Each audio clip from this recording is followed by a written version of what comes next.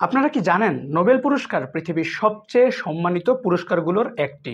কিন্তু কি কি গুণাবলী দরকার একজন মানুষকে নোবেল পুরস্কার দিতে এবং মনোনীত করতে?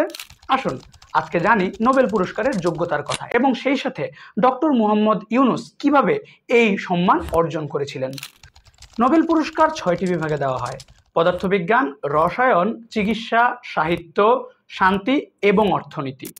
১৯০১ সাল থেকে শুরু করে এখন পর্যন্ত প্রায় ১,০০০-এরও বেশি মানুষ এই পুরস্কার পেয়েছেন। নোবেল পুরস্কার চালু করেন আলফ্রেড নোবেল, ডিনামাইটের উদ্ভাবক, যিনি নিজের সম্পত্তি মানবতার মঙ্গলার্থে উৎসর্গ করেছিলেন। তিনি চেয়েছিলেন তার এই পুরস্কার মানবজাতির কল্যাণে অসাধারণ অবদান রাখবে। কিন্তু নোবেল পুরস্কার পাওয়ার যোগ্যতা কি কি? প্রথমত, সেই ব্যক্তির কাজকে হতে হবে অত্যন্ত প্রভাবশালী। দ্বিতীয়ত, সেই কাজের মাধ্যমে বিশ্বজুড়ে মানবতার উন্নতি ও কল্যাণ নিশ্চিত হতে হবে।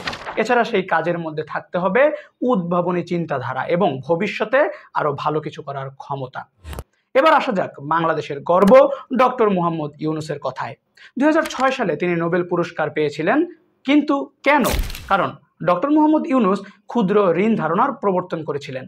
এর মাধ্যমে লক্ষ লক্ষ দরিদ্র মানুষ, বিশেষত নারীরা স্বাবলম্বী হয়েছেন।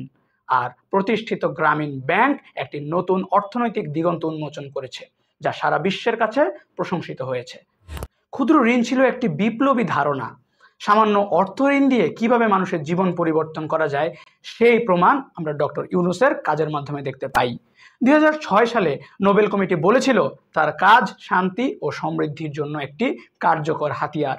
এটি বিশ্বব্যাপী দারিদ্র্য হ্রাসে অসাধারণ ভূমিকা রেখেছে।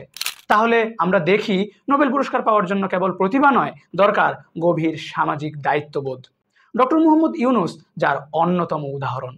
তিনি দেখিয়েছেন কিভাবে একটি চিন্তা গোটা পৃথিবীকে বদলে দিতে পারে। এই ছিল আজকের ভিডিও। যদি আপনাদের ভালো লেগে থাকে তাহলে লাইক দিন, কমেন্ট করুন এবং সাবস্ক্রাইব করতে অবশ্যই ভুলবেন না। আগামীতে আরো চমৎকার ভিডিও নিয়ে হাজির হব আপনাদের সামনে।